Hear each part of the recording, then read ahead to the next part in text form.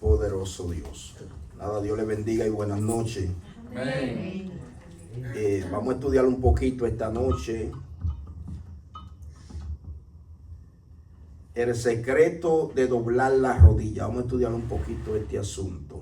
El secreto de doblar la rodilla.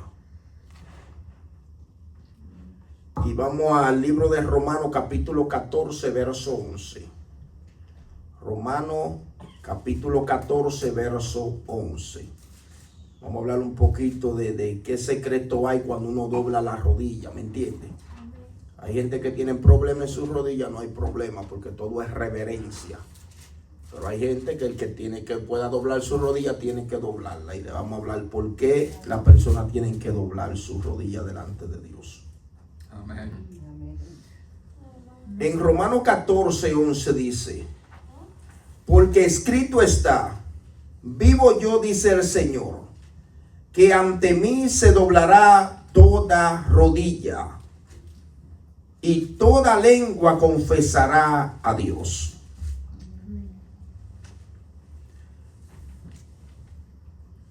En la antigüedad, arrodillarse era un acto de sometimiento total.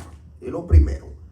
En la antigüedad, arrodillarse era un acto de sometimiento total.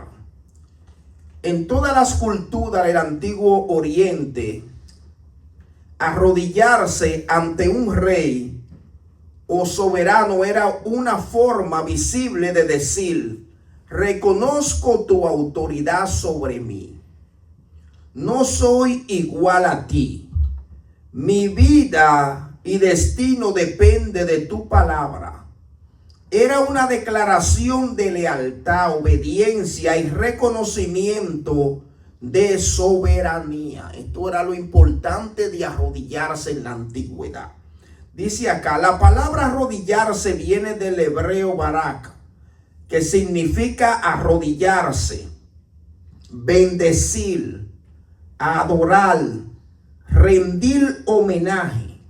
Originalmente se refiere a doblar la rodilla como gesto de respeto y adoración. Santo es el Señor. De esta raíz también viene la palabra bendición, baraká en hebreo, que significa mostrando que arrodillarse y bendecir están conectados. La bendición fluye de un corazón humillado delante de Dios. Entonces la raíz también viene de la palabra bendición, baraka en hebreo, mostrando que arrodillarse y bendecir está conectado. Y fluye la bendición cuando el corazón de nosotros es humilde y se humilla delante de Dios.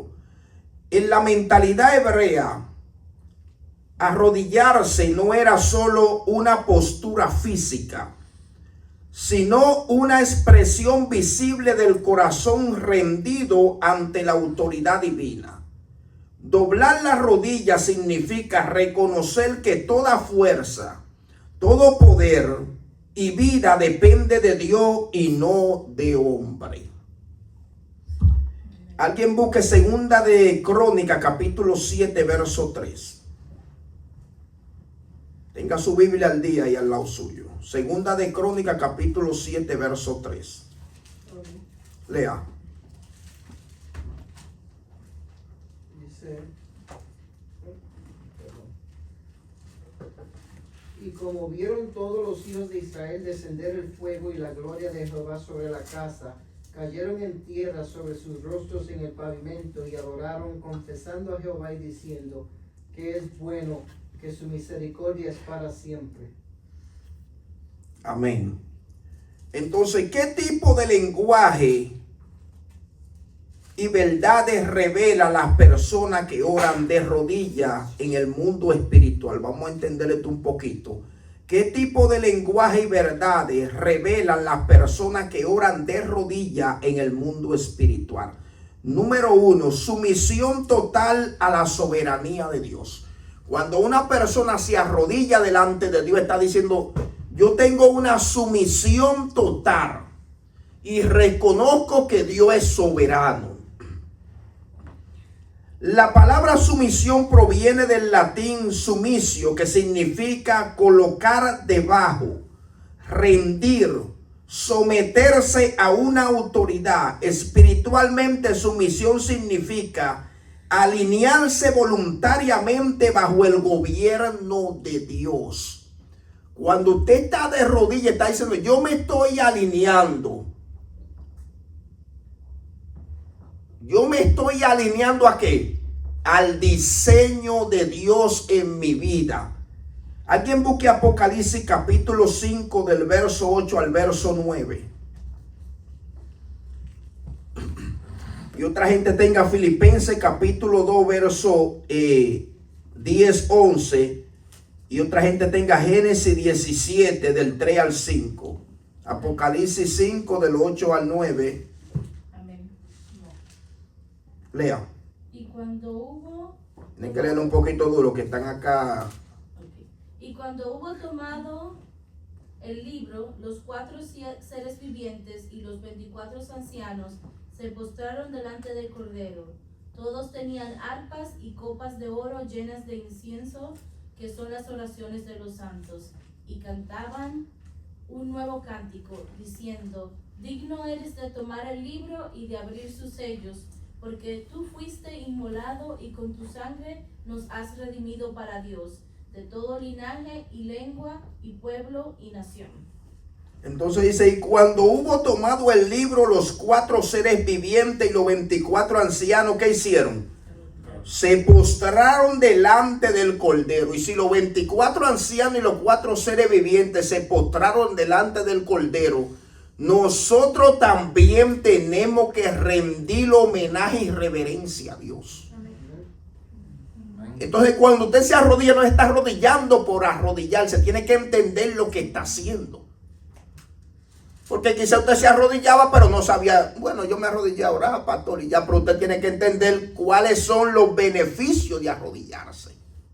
Y por qué usted se arrodilla. Santo es el Señor. Filipenses capítulo 2 del verso 10 al 11. Amén. Para que en el nombre de Jesús se doble toda rodilla de los que están en los cielos y en la tierra y debajo de la tierra, y toda lengua confiese que Jesucristo es el Señor, para gloria de Dios Padre. Entonces ahí vemos que la soberanía de Dios operando.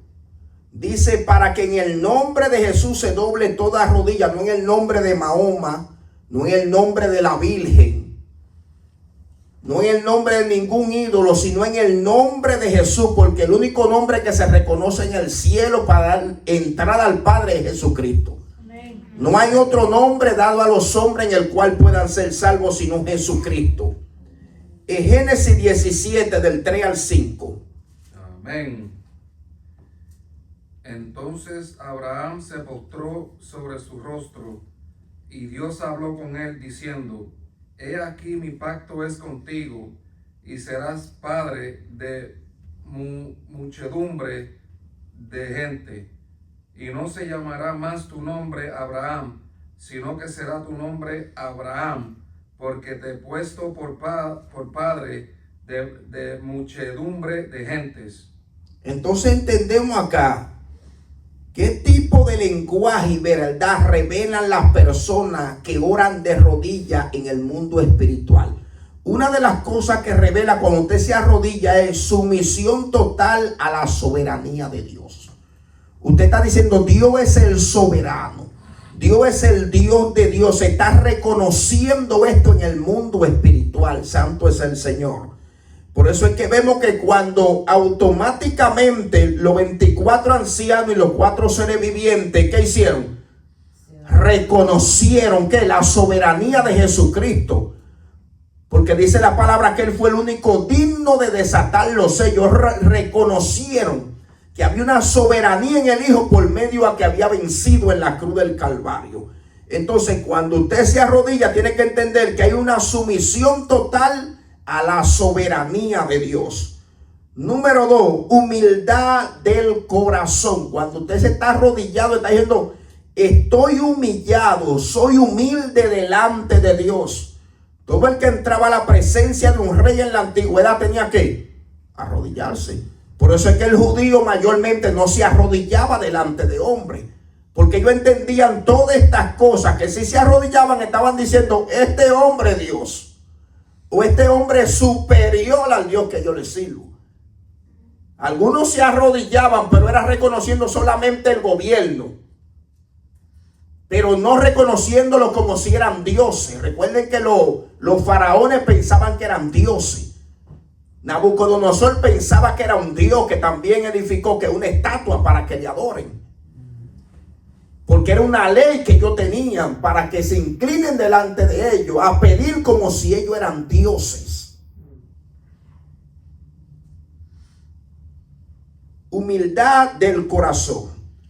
Humildad de corazón significa tener un espíritu enseñable. Cuando usted tiene humildad de corazón, tiene un espíritu enseñable. Dependencia y rendición a Dios. Cuando la gente tiene humildad de corazón, está libre del orgullo y de la autosuficiencia. Esas son dos cosas que manifiestan que usted tiene humildad. Si usted tiene orgullo y piensa que se la sabe toda, entonces hay problema. Entonces cuando usted se arrodilla, dice que el altivo Dios lo mira de lejos. Porque hay un código aquí. Si usted es altivo y entra a la presencia de Dios de rodillas, que usted esté de rodillas, está de pie. No es nada más mecánicamente que usted se arrodilló allí. Me arrodillé mecánicamente. Tiene que arrodillar su alma y su espíritu. Su corazón tiene que estar en reverencia delante de Dios. Porque si su corazón está altivo, aunque usted esté de rodillas, su corazón está de pie. Por eso que dice, al altivo Dios lo mira de lejos. ¿Dónde? Adentro. Humildad de corazón significa que tener un espíritu enseñable. En otras palabras, una gente que se deja guiar. Cuando la gente se deja guiar, quiere decir que está la humildad trabajando en ello. Dependencia y rendición a Dios. Libre de orgullo y de autosuficiencia. Espiritualmente, la humildad es la postura del corazón que exalta a Dios y crucifica tanto su ego como su orgullo. Cuando la gente tiene humildad de corazón, ¿qué es lo que va a hacer? Va a crucificar su ego. ¿Dónde? En la cruz. Pero también el orgullo lo va a llevar preso de una manera sobrenatural. Vaya a Lucas capítulo 22, verso 40-43. Salmo 95, 6, Mateo capítulo 11, verso 28-29.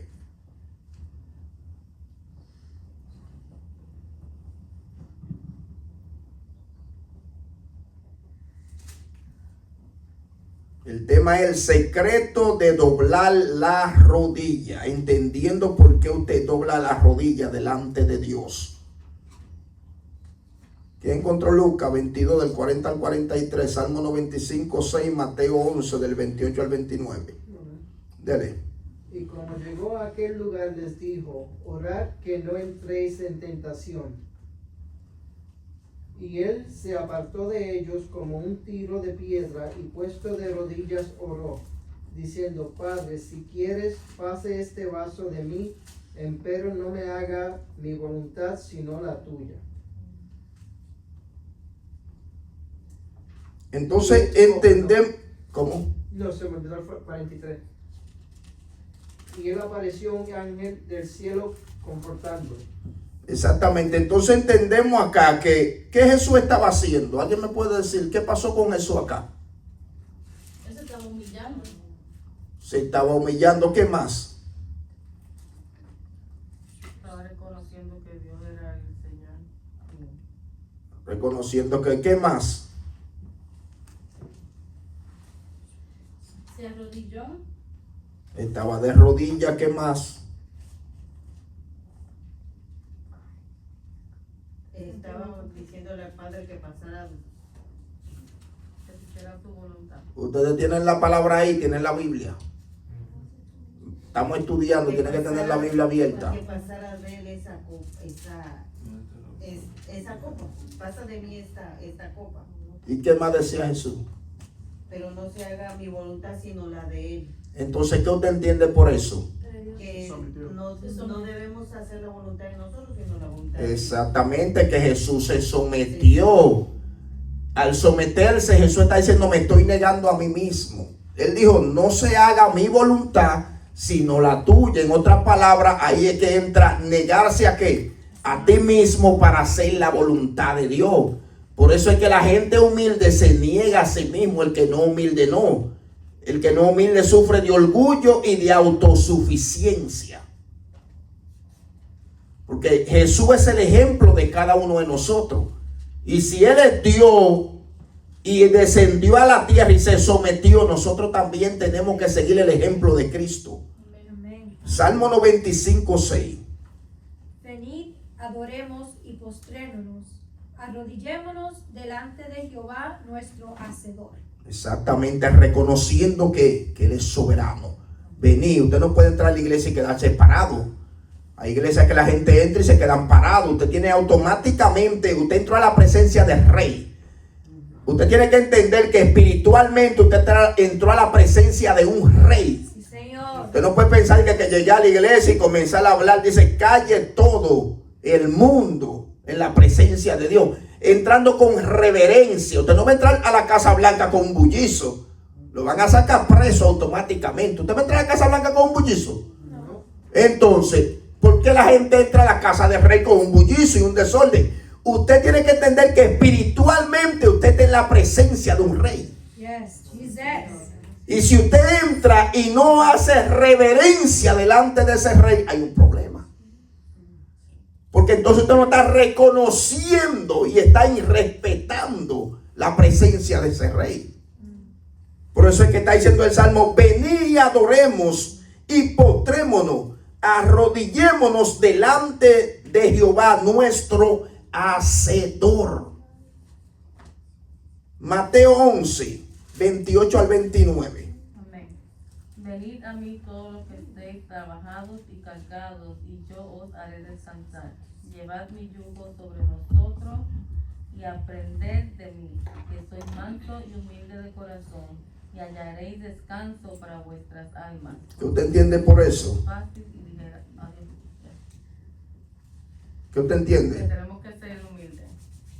Exacto. Entonces, conforme a lo que ella leyó ahí, ¿qué usted entiende que provoca cuando somos humildes? Conforme a lo que leyó Maraya ahí en el Mateo 11, del 28 al 29. Descanso. Descanso. Esa es la palabra, descanso. Si no somos humildes, no vamos a tener descanso. Porque eso es lo que le está diciendo. Ven a mí, en otras palabras, reconoce tu condición. ¿Y qué va a hacer? Te voy a hacer descansar. Pero si tú no depositas tu condición, porque humildad es reconocer. Y cuando tú reconoces, entra a la presencia del Rey con tu condición y se le pone. Por eso es que dice, vengan a mí los que estén cargados, cansados de su trabajo, y yo le voy a hacer descansar. Entonces, una de las cosas que provoca cuando somos humildes es descanso espiritual. Entonces, entendemos ese poquito ahí. Si somos humildes, vamos a tener descanso en la mente, en el corazón, en nuestra vida de una manera sobrenatural. Eso es lo que Dios quiere darnos, descanso. Entreguen la carga. Entrega lo que te atormenta. Entrega la guerra, lo que te persigue. Entreguen todo lo que les persigue a ustedes. Amén. Él está diciendo, entra. ¿Cuál es tu problema? Enfermedad, angustia, escasez, finanza. Entra y descansa en Dios. En otras palabras, depende de Dios. Amén, sí, Señor. Santo es el Señor. Humildad de corazón. El número 3, entienden cómo buscar la solución. Toda persona que trabaja de rodilla entiende cómo buscar la solución en Dios. Todo creyente tiene que entender que orar de rodilla es una llave. Nosotros podemos orar de pie, sentado, acostado, a boca arriba y de lado. Pero orar de rodilla es una llave. Si algo se va a llevar usted, llévese eso. Ay, que yo me arrodillo a veces, pastor, y no sé ni qué decir. Quédate de rodillas. Porque el diablo te va a meter musaraña en la cabeza. Te va a querer perturbar, van a venir problemas, van a venir tengo que hacer, no tengo que hacer, y te va a perturbar la mente y te va a levantar. Los primeros 15 minutos usted orando, usted no se va a conectar con nadie, ni con el Papa Francisco. Usted tiene que quedarse ahí de rodillas. Señor, mira mi mente. Porque tú estás entrando a un mundo espiritual, tú no vas a entrar de golpe. Tienes que quedarte de rodillas y entregar tu pensamiento, tu carga, tu ansiedad delante de Dios. Tienes que entrar y dejarla ahí, no agarrarla de nuevo, porque ese es el problema de nosotros.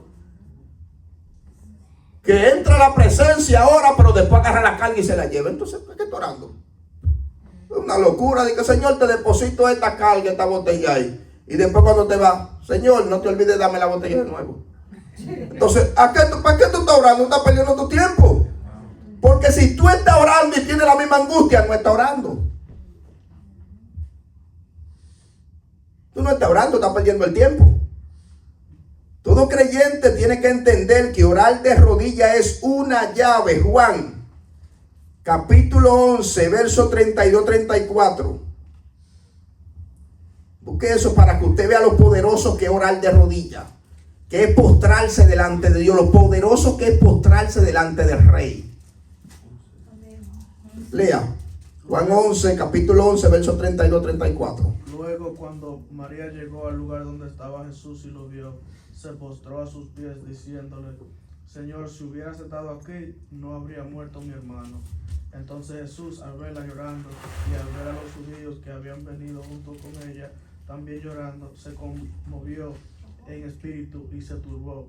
Y dijo, ¿dónde lo han puesto? Le dijeron, Señor, ven y ve. Sigo. Exactamente, no. Ahora léeme acá arriba.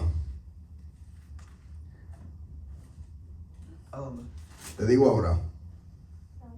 Del 17 en adelante, mismo en el capítulo 11. Del 17 en adelante. Cuando llegó Jesús, halló que hacía ya 4 días que Lázaro estaba en el sepulcro. Betania estaba cerca de Jerusalén, como a 3 kilómetros. Y muchos de los judíos habían venido a Marta y a María para consolarlos por su hermano. Entonces, cuando oyó que Jesús venía, Marta salió a encontrarlo, pero María se quedó sentada en casa.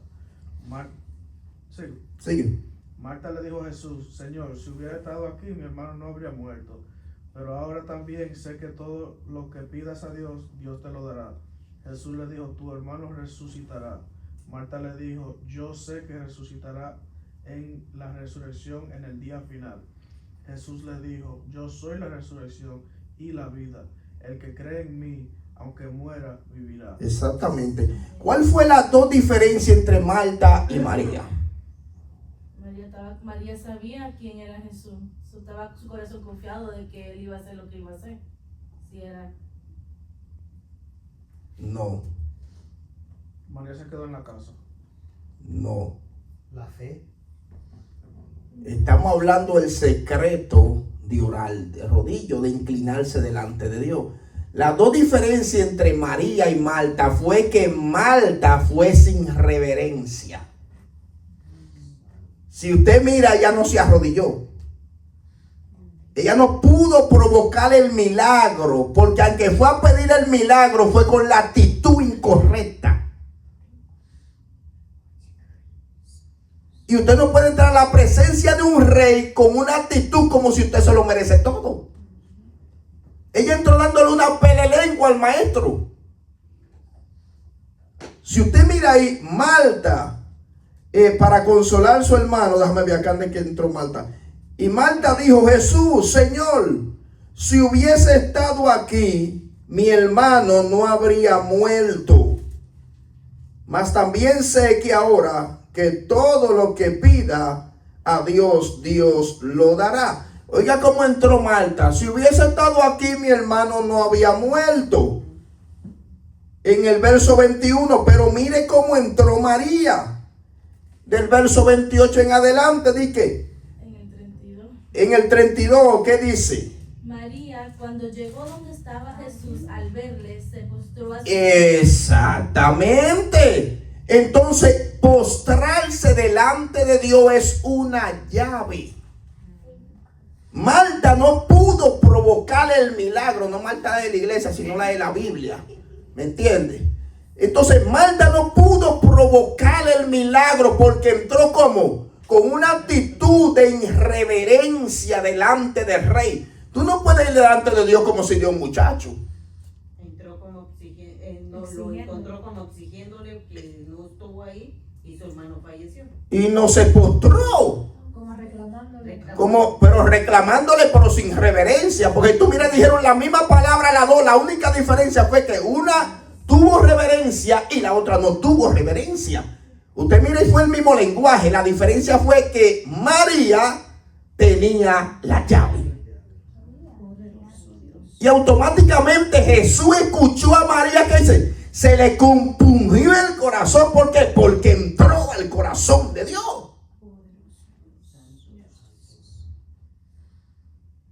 Eso es para que usted vea lo importante de entrar a la presencia de Dios con la actitud correcta. A veces no recibimos el milagro es porque estamos orando mal.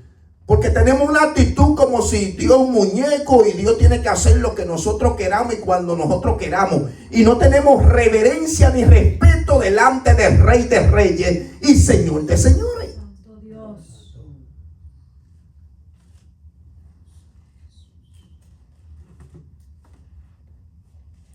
La diferencia entre Marta y María fue que Marta no usó la llave. Marta no usó la llave, pero María usó la llave. ¿Cuál fue la llave? Se postró, se humilló, reconoció.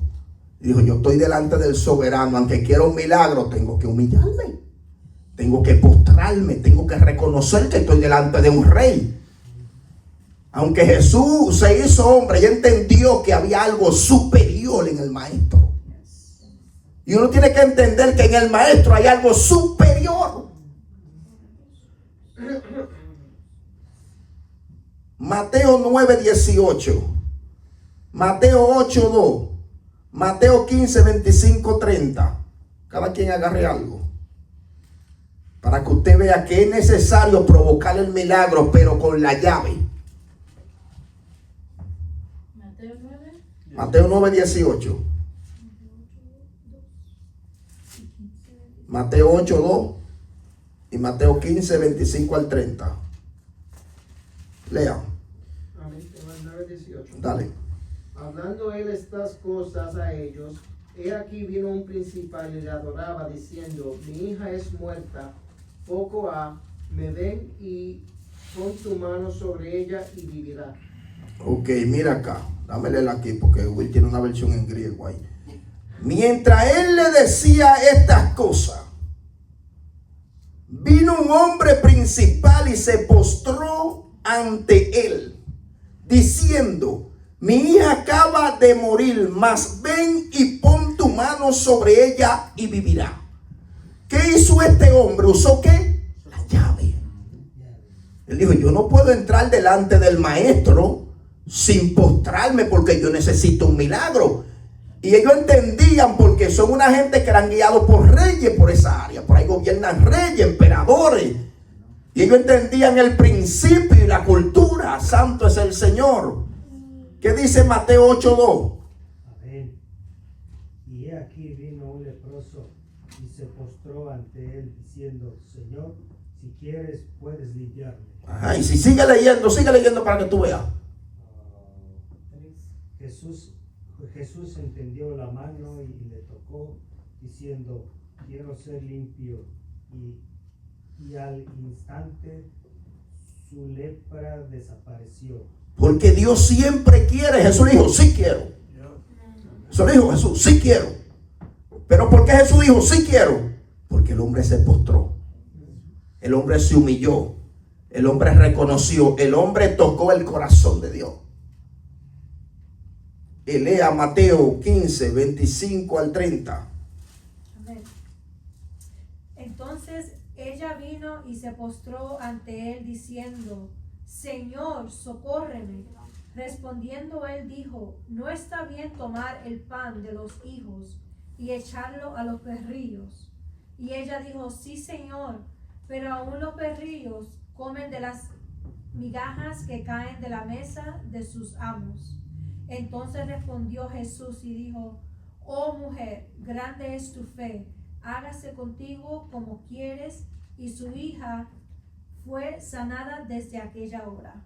Entonces, ¿qué provocó que ella entrara a la presencia de Jesús? Que Jesús estaba haciendo un poquito de resistencia para ver la fe de esta mujer. Lo primero que ella hizo fue postrarse. Si usted mira a toda esa gente que andaban buscando milagros, ¿qué hicieron? Se postraron. Lo primero fue, ellos no abrían la boca, ellos se tiran a los pies. ¡Pum! Y después que se tiran a los pies del maestro, entonces comenzaron a hablar. Marta se quedó parada. Marta, no la cojas contigo, es la de la Biblia. Esto no es personal. Entonces, ella sí se quedó parada. ¿Por qué? Porque Marta dice que al altivo Dios lo mira de lejos. Entonces, al ella no tener reverencia delante del rey, no podía provocar el milagro. Porque aunque estaba cerca, su corazón estaba lejos.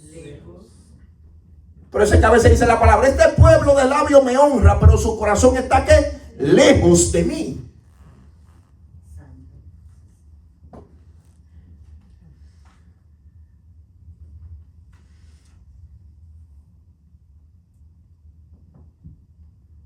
¿Qué tipo de lenguaje y verdades revelan las personas que oran de rodillas en el mundo espiritual? Explicamos: número 1, sumisión total a la soberanía de Dios. 2, humildad del corazón. 3, entienden cómo buscar la solución. 4, dependencia de Dios en medio del proceso. Cuando usted está en medio de un proceso, usted tiene que depender de Dios. En el proceso no es para alejarse de Dios, el proceso es para acercarse a Dios. Porque en el proceso es que tú vas a conocer a Dios. Cuando las personas en medio del proceso viven de rodillas, están depositados en la mano de Dios. Toda su confianza en la mano de Dios y pronto tendrán respuesta. Cuando usted en medio del proceso, ¿qué hace? Vive de rodillas. Está diciendo: confío en ti. Yo sé que tú me vas a dar la victoria. Vaya a Hebreo capítulo 4, verso 16 y Daniel capítulo 6, verso 6 al 10. Hebreo 4, 16 y Daniel capítulo 6, verso 6 al 10.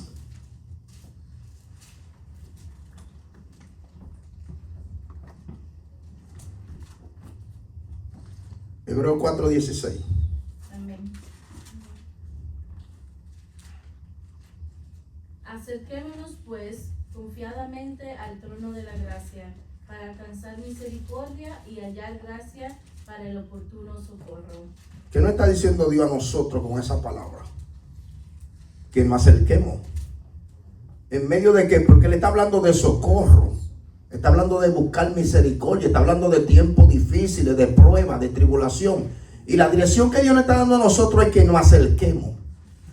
Que vayamos de rodillas a su presencia. Que entremos por sus atrios con acción de gracia. Somos sus hijos. Tenemos que entender que somos hijos de Dios. Somos herederos. Tenemos derecho. No porque nosotros no lo merecemos, sino porque Jesús nos dio esos méritos. Entonces tenemos derecho de entrar. Dice: acerquémonos pues confiadamente. Dice que tenga confianza. Crea que Dios le va a escuchar al trono de la gracia para alcanzar ¿qué? Misericordia y hallar gracia para el oportuno socorro. Quiere decir que Dios te va a ayudar, pero tiene que entrar.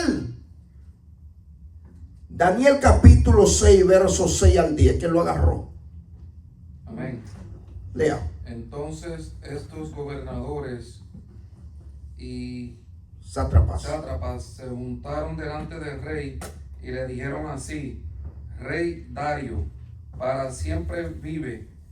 Todos los gobernadores del reino, magistrados, sátrapas, príncipes, capitanes han acordado por consejo que promulgues un edicto real y lo confirmes, que cualquiera que en el espacio de 30 días demande petición de cualquier dios u hombre fuera de ti, oh rey, sea echado en el foso de los leones.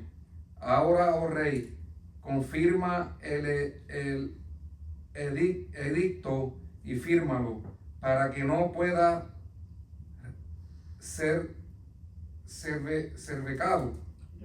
revocado.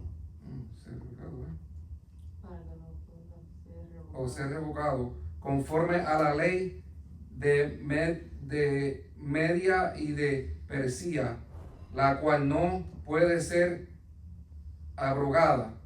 Firmó pues el rey Darío el edicto y la prohibición. Cuando Daniel supo que el edicto había sido firmado, entró en casa y abiertas las ventanas de su cámara que daban hacia Jerusalén, se arrodillaba 3 veces al día y oraba y daba gracias delante de Dios como lo solía hacer antes. Cuando entró el proceso, Daniel dejó de orar. No. Daniel le abrió la ventana 3 veces al día. y dijo: voy a meter mano 3 veces al día como lo hacía. Entonces que yo voy a reciar. ¿Y por qué él apuntaba hacia Jerusalén? ¿Por qué? Porque en medio de Salomón construir el templo, Salomón dijo: si tu pueblo es esparcido en otra tierra y orare frente a la dirección de Jerusalén, él orará y encontrará misericordia. Por eso él dice que apuntaba hacia Jerusalén. En otras palabras, se levantó esta guerra y yo necesito la victoria, Señor. ¿Qué está diciendo Daniel? Porque fue un edicto, fue una ley. Mira que dice acá, que yo busqué acá abajo. Déjame ver dónde que está esto. Dice acá: en Babilonia o Persia, el gesto de arrodillarse, prokinesia en griego, significaba reverencia religiosa y política. Era un acto de sometimiento total al rey como deidad o dioses. Entonces, cuando ellos le están diciendo a Daniel que los sátrapas están provocando al rey para esto, le están diciendo a Daniel, si Daniel se arrodillaba delante de esa estatua y de esas cosas, ¿qué Daniel estaba haciendo? Negando su fe y su creencia. Porque para ellos eso era una ley, era algo obligatorio que tenía que hacerse allí. Pero el judío entiende que solamente a Dios hay que arrodillársele. Solamente a Él hay que rendirle respeto y reverencia. Santo es el Señor. ¿Qué hizo Daniel en medio del proceso? Se fue a llorar, se fue a gritar. Era arriesgando su vida que le estaba, hermano. Vaya un poquito y imagínese métase en la cabeza un poquito. Está hablando el rey de la tierra, Darío, el emperador, el dueño del mundo, y soltar un edicto que el que no se arrodille delante de esa estatua es muerto. ¿Y qué hace Daniel? Hizo lo contrario a lo que dijo el rey. Entonces ahí vemos la integridad del hombre en medio del proceso, pero también vemos el favor de Dios, cómo salió al encuentro de Daniel en medio de ese proceso. Entonces no venda tu viña por ninguna presión social. No venda tu viña por ninguna presión del sistema ni del gobierno. Dice que nos sometamos a toda autoridad, pero si la autoridad está violando lo divino, rompemos eso. Eso fue lo que hizo Daniel. Yo rompo esto, porque lo estamos obligando a hacer algo contrario a su creencia y su cultura. El punto número 5. Cuando las personas oran de rodillas, conquistan la promesa que ven y escuchan en el mundo espiritual. Escuchar el milagro es una cosa y provocar que descienda es otra. Te pueden profetizar, te pueden decir, Dios te puede mostrar, pero tú tienes que meterte. Hay gente que se queda nada más. Me dijo el profeta, tuvo una visión, vi esto. ¿Y qué ha hecho? ¿Qué tú has hecho? Tienes que meterte con el Señor para que descienda el milagro, sea cual sea. Vaya al libro de Primera de Reyes, capítulo 18, verso 41 al 45.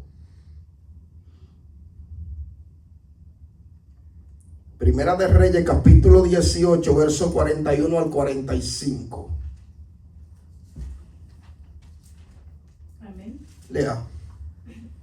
Entonces Elías dijo a Acab: sube, come y bebe, porque una lluvia grande se oye. Entonces, ¿qué es lo primero que Elías escucha? Acá.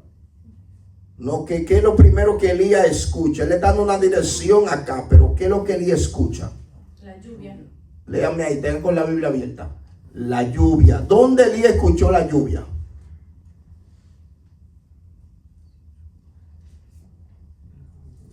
En lo espiritual. Pero ni modo que era la llave de la casa. Claro que era en lo espiritual. El oído espiritual se le abrió.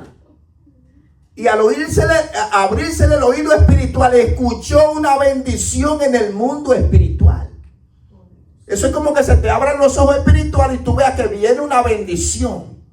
O Dios te hable que viene una bendición. Él escuchó un sonido. Y por el sonido él escuchó, identificó que era una lluvia. Porque acuérdense que el pueblo tenía 3 años y medio que no llovía. Entonces él escuchó que venía la lluvia. Pero sigue leyendo. Acab subió a comer y a beber. Y Elías subió a la cumbre del Carmelo y postrándose en tierra, puso su rostro entre las rodillas. Exactamente. ¿Qué hizo Elías? ¿Se fue a ver televisión? No. ¿Se fue a bochinchar? No. ¿Se fue a perder tiempo? No. Esos son ejemplos para nosotros. Si Dios te prometió algo, tú tienes que hacer lo que hizo Elías. Porque ya Elías escuchó y él está seguro que algo se aproxima. Pero él no se quedó ahí. O si no había estado esperando todavía que llueva.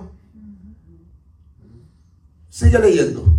Y dijo a su criado: sube ahora y mira hacia el mar. Y él subió y miró y dijo: no hay nada. Y él le volvió a decir: vuelve 7 veces. A la 7ª vez dijo: yo veo una pequeña nube como la palma de la mano de un hombre, que sube del mar. Y él dijo: ve y di a Acab: unce tu carro y desciende para que la lluvia no te ataje.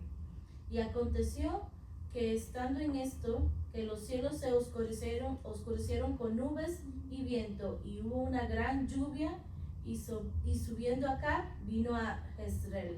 A Jezreel, exactamente. Entonces vemos un ejemplo bien poderoso. Dios le da un sonido a Elías y automáticamente él accionó para provocar que ese sonido cogiera materia. Y aún el criado le dijo 7 veces, no veo nada, 6 veces o 7 veces. Él siguió de rodillas. Entonces, hasta que tú no veas el milagro que se manifieste, no dejes de orar.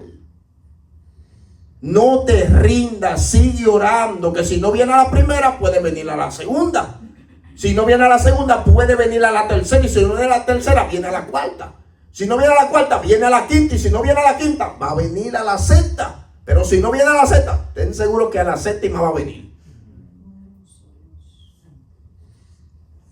Entonces, no dejes de orar.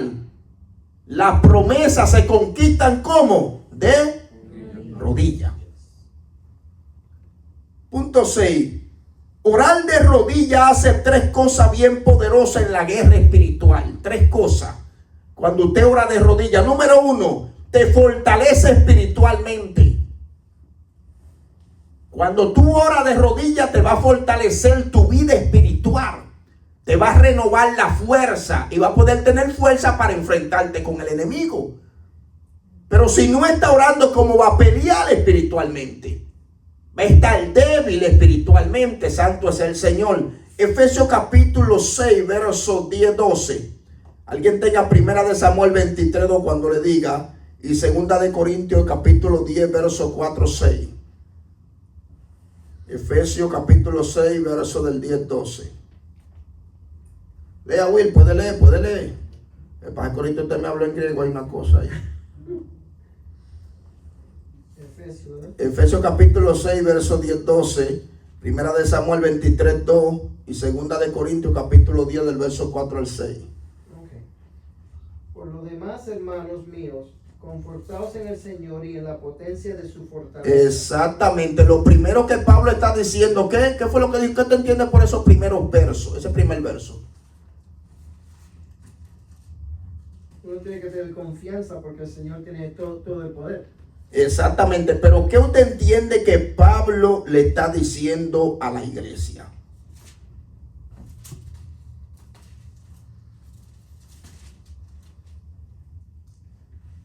Dice, por lo demás, hermanos míos, fortaleceos en el Señor acá.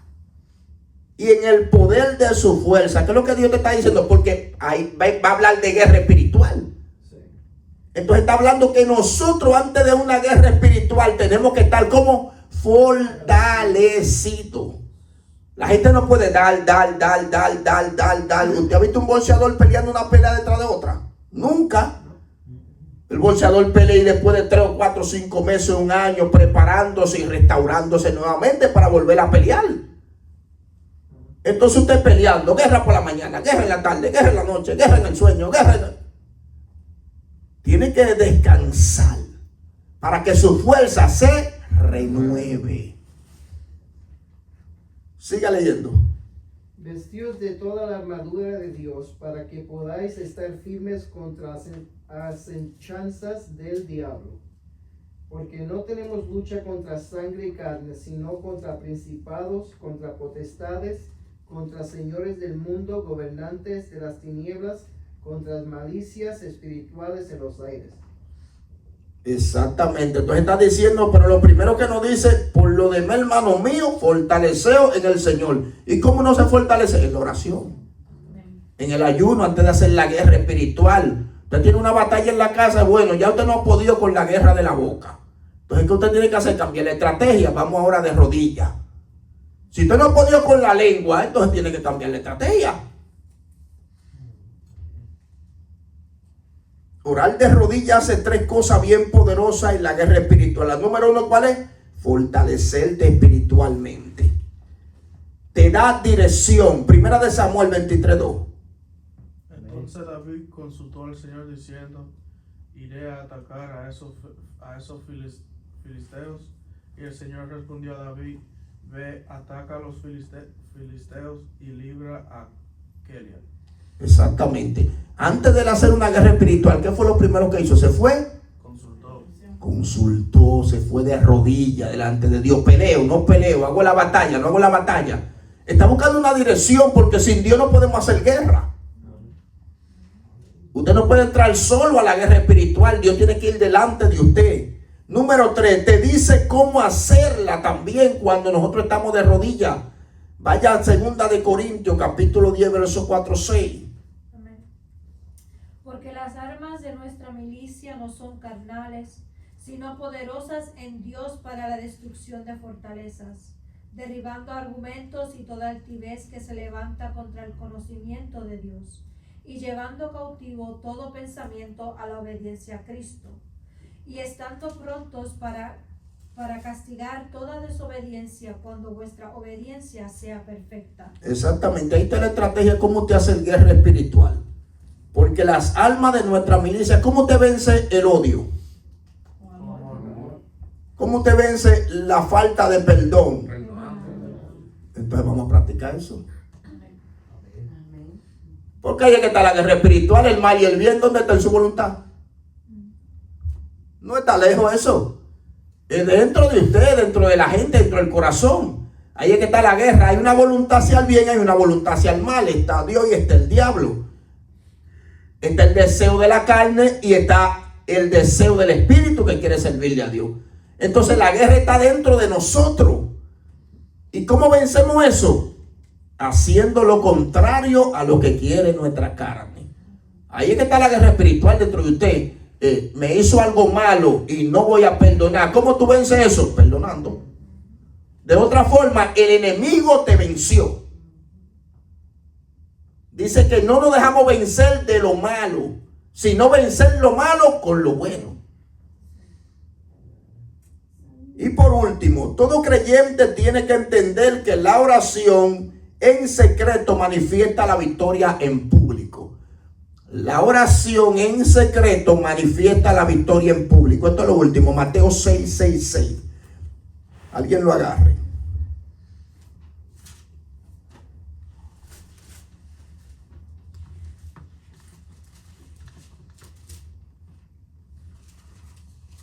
Pero tú, cuando ores, entra en tu habitación, cierra la puerta y ora a tu Padre que está en secreto. Y tu Padre que ve en secreto te recompensará. En público. Oiga ahí. Pero tú cuando ores, entra en tu aposento. Métete tranquilo, vete de rodillas y pide a Dios en secreto. Y tu Padre que te está mirando la forma como tú estás orando te va a recompensar como en público. Todo creyente tiene que entender que la oración en secreto manifiesta la victoria en público. Así que le di algunos puntos fundamentales. El secreto de doblar la rodilla. Ahora métase aceite en esa rodilla y comience a usarla. Amén. Así que Dios me le bendiga, Dios me le guarde. ¿Alguna pregunta o algo?